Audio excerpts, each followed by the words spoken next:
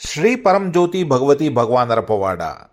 ಇದು ಮುಂಬೈನ ಜಯೇಶ್ ಸೇತಿಯಾ ಎನ್ನುವರಿಗೆ ಆದಂತಹ ಅನುಭವ.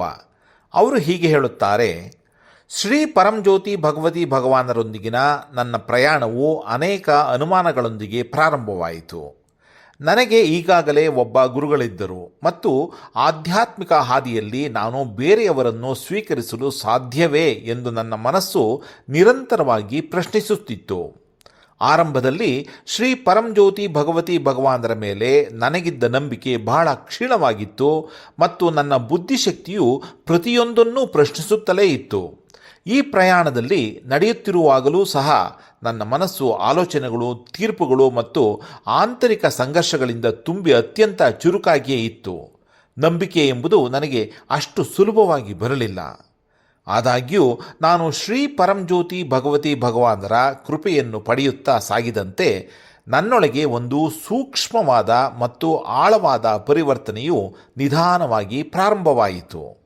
ಕ್ರಮೇಣ ನಿರಂತರವಾಗಿ ಹರಿಯುತ್ತಿದ್ದ ಆಲೋಚನೆಗಳ ಓಟವು ಕಡಿಮೆಯಾಗತೊಡಗಿತು. ಚಡಪಡಿಸುತ್ತಿದ್ದ ಮನಸ್ಸು ಯಾವುದೇ ಶ್ರಮವಿಲ್ಲದೆ ಮೌನದಲ್ಲಿ ನೆಲೆಗೊಳ್ಳತೊಡಗಿತು.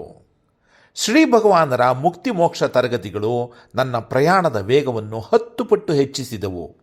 ಆ ಬೋಧನೆಗಳು ನನ್ನ ಆಂತರಿಕ ಮಾದರಿಗಳು, ಪ್ರತಿಕ್ರಿಯೆಗಳು ಮತ್ತು ತೀರ್ಪುಗಳ ಬಗ್ಗೆ ಆಳವಾದ ಅರಿವು ಮೂಡಿಸಲು ನನಗೆ ಸಹಾಯ ಮಾಡಿದವು. ಮುಕ್ತಿ ಮೋಕ್ಷ ತರಗತಿಗಳ ಸಮಯದಲ್ಲಿ ನಾನು ಸಹಜವಾಗಿಯೇ ಮೌನಕ್ಕೆ ಜಾರುತ್ತೇನೆ. ಈ ಮೌನವು ಯಾವುದೇ ಪ್ರಯತ್ನವಿಲ್ಲದೆ ಉದ್ಭವಿಸುತ್ತದೆ ಮತ್ತು ಅದರೊಂದಿಗೆ ಆಳವಾದ ಸ್ಪಷ್ಟತೆ, ಶಾಂತಿ ಮತ್ತು ಸ್ಥಿರತೆಯನ್ನು ತರುತ್ತದೆ.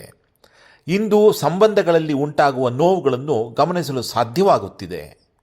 ಅವುಗಳನ್ನು ನಿಗ್ರಹಿಸುವ ಅಥವಾ ಅರಿವಿಲ್ಲದೆ ಪ್ರತಿಕ್ರಿಯಿಸುವ ಬದಲು ನಾನು ಅವುಗಳನ್ನು ಸ್ಪಷ್ಟವಾಗಿ ನೋಡಲು, ಅವುಗಳ ಜೊತೆಗಿರಲು ಮತ್ತು ಸಹಜವಾಗಿ ಗುಣಮುಖವಾಗಲು ಸಾಧ್ಯವಾಗುತ್ತಿದೆ. ಅನೇಕ ಬಾರಿ ಯಾವುದೇ ನೋವು ಉಂಟಾಗುವುದೇ ಇಲ್ಲ.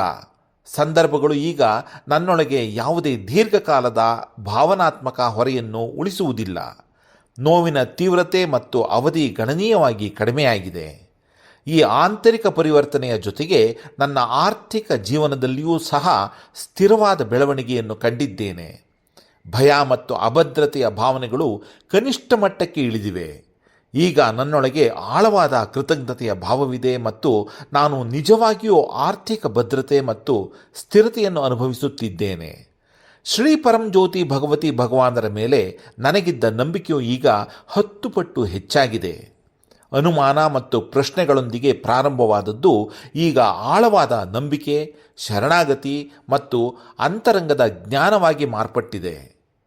ಪ್ರಶ್ನೆಗಳಿಂದ ಮೌನದವರೆಗೆ, ಭಯದಿಂದ ಅರಿವಿನವರೆಗೆ ಮತ್ತು ಸಂಘರ್ಷದಿಂದ ಸ್ಪಷ್ಟತೆಯವರೆಗಿನ ಈ ಪ್ರಯಾಣವು ಕೇವಲ ಶ್ರೀ ಪರಂಜ್ಯೋತಿ ಭಗವತಿ ಭಗವಾನರ ಅಪರಿಮಿತ ಅನುಗ್ರಹ ಮತ್ತು ಕರುಣಾವಿಮೆಯ ಮಾರ್ಗದರ್ಶನದಿಂದ ಮಾತ್ರ ಸಾಧ್ಯವಾಗಿದೆ ಎಂಬುದನ್ನು ನಾನು ಸ್ಪಷ್ಟವಾಗಿ ಕಾಣುತ್ತಿದ್ದೇನೆ.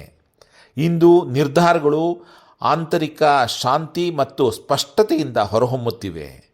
ಈ ಸುಂದರ ಪ್ರಯಾಣ, ಪರಿವರ್ತನೆ ಮತ್ತು ಬೆಳವಣಿಗೆಯನ್ನು ನೀಡಿದ್ದಕ್ಕಾಗಿ ಶ್ರೀ ಪರಂಜ್ಯೋತಿ ಭಗವತಿ ಭಗವಾನರ ದಿವ್ಯ ಪಾದ ಕಮಲಗಳಿಗೆ ನನ್ನ ಹೃತ್ಪೂರ್ವಕ ಕೃತಜ್ಞತೆಗಳನ್ನು ಅರ್ಪಿಸುತ್ತೇನೆ.